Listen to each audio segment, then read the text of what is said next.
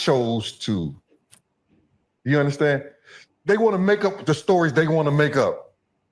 And that's what you get this internet. You got a lot of people making up stuff. But then when the stuff come true, they look stupid. They don't say nothing. They quiet as a church mouse. Real life. Hit the like button, subscribe to the channel. RIP Kim Porter.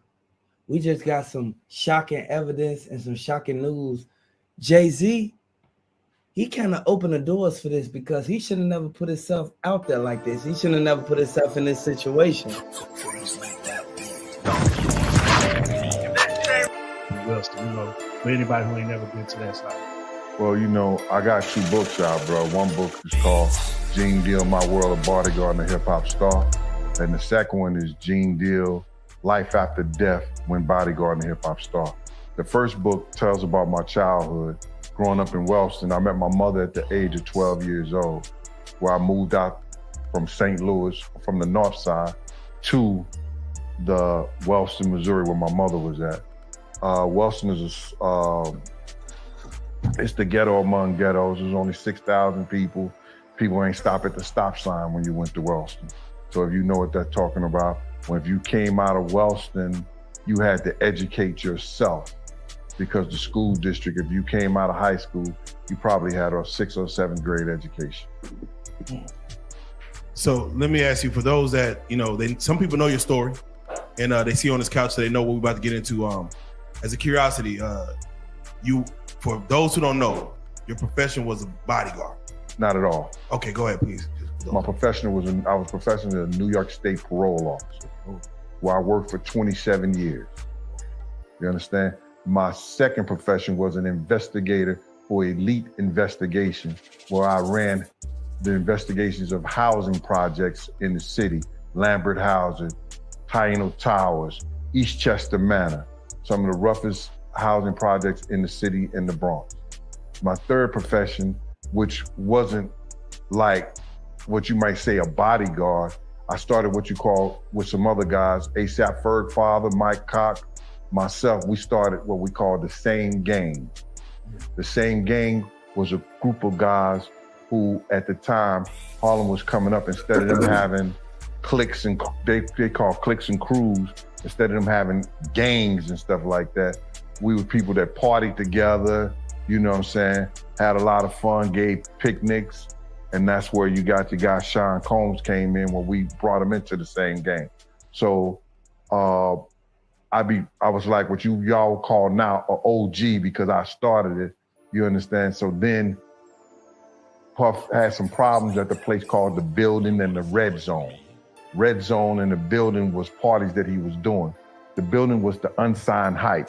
If you ever seen Juice and the guy was doing the turntables and stuff like that, I think it was Omar Epps or something like that. Yeah, I think it was Omar. Right, that was The Building. That's where they was giving the parties there, where you had leaders of the new school, Queen Latifah, different groups come there showing their talent, Naughty by Natures and all like that. They would show their talent there. So Puff was having problems there, and D Ferg, one of the leaders of the Same Gang, which is ASAP Ferg father, say, yo, Gene, Puff need, some help, man. He need to get that money home at night and everything like that, to Kirk Burroughs and stuff like that. So why don't you go help him out? I said, I ain't got no problem with that. So I put him up under my wing, so I started helping him out, by, making sure when the end of the party and stuff like that, get in the car, bring him uptown. So to answer your question, I'm sorry about that, my profession first was, like I said, parole officer, then investigator, which it was with the housing projects and stuff like that. Then that bodyguard thing was just me looking after, people that was in our crew and clique. So is it safe to say that you were familiar with like the music industry of some sort before Puff came to picture? Well, I think that I got involved with the music industry because a guy named Tim Dog. If you know, Tim Dog is not the one who had the that F. Compton thing. Tim Dog was one of the A&Rs for Uptown Records. He went on to be a president of Island Records, the president Cause the kid was so excited, he just wanted some stuff from, Puff. Yo, that's it. He was a dream killer. Right there. He knew how to do that. He would let you get real excited. He'd be like, yeah. Yeah, hold on a second, and just walk off. Oh, Jack, what side you sit on, my way? You were there, so I'm gonna sit here. And Gene, right before she walked in, you said you have one question. I said, well, again, welcome both y'all to the Blue Couch. This is epic. I met both y'all on the Blue Couch. I'm so glad you came. Yeah, thank you. We got cooking to do. Oh, I cooked last night. You did? And called. I told them to tell you to cook. Yo, that guy right there. I said, Pat Jag called me. I did. We didn't finish until 3 a.m. I cooked mac and cheese, cornbread, fried cabbage, salmon and catfish. And I and at his mansion. And I called you and I called him to tell you to call we me. were here. Yeah, we were till like 3, 4. Yeah, we were. I cooked enough food, man. We could have brought food over. See, that's on y'all. Yeah. Don't make us feel bad. Yeah. That's okay because we're gonna cook together in Vegas. Yeah, where's the leftovers? He gave it to like 7 different people that came over. Oh, Yo. Yeah. All right. Somebody. Y'all still filming? Yeah. I think we're still rolling. Yeah, y'all still rolling? Yeah, we're still rolling. No, that's still cool. Yes. I forgot my water. I was in such a rush to get downstairs. Go. I'm not gonna be on this couch with Jag. Hold up, bro. I'm not gonna be on this couch with Jag, man, unless Jag sing my favorite song. It's a Philly classic. And when I was in high school, bro, and the preacher's daughter. That's Freak Off tape that just got sold on the dark net, which I know because I monitor. Went for $500 million. It had multiple stars in it. Nicki Minaj, Rihanna, Chris Brown, Justin Bieber, Drake. It was a really interesting night in Calabasas, and he just sold that footage. How come you think it doesn't get leaked to the public? The dark net? Yeah, like because of the dark coin. Most people don't even know that the dark coin exists. Finally alone. Because P. Diddy be wanting the body. And you gotta tell him no. You got to tell him no. I did. But man, you ain't never really party, you know what I'm saying? I like when you like this, Daddy. Daddy, I like when you scrambling and scraping for shit. Make a wish. Just blow it out. It's your birthday every day. Where I look back on where I became. Did you miss me though? For real, because it seems like a thing. I miss this partying birthday with party, Puff, man. Man, but I'm talking about for your birthday. Huh? Why won't you party with me for your birthday, man? We partied for my birthday before. You came to my party. You ain't never really party, you know what I'm saying? Baby bro, we here. Tomorrow is time. It's time. What you gonna do to that thing, man? Yeah, they better tune in. Let's go. Everybody, my baby bro, we here. Tomorrow is time. It's time. What you gonna do to that thing, man? Yeah, they better tune in. Let's go. The Diddy, the parties, not got invited to those. He was in Cali going to a couple parties with Meek, right?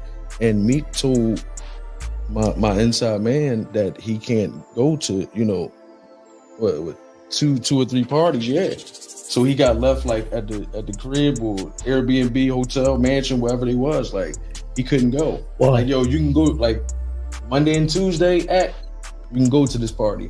But Wednesday and Thursday, when we go to this other mansion party, you got to stay back. That's just coming from my inside guy. Like, this is truth. Like, you know what I mean? That party, like when they say Diddy party, yeah, a few people was around at that time and they couldn't go. Hey, what's up, King Son? Man, you doing it, man. You deserve it, Daddy. You putting in that work. Proud of you. I love you. Yeah.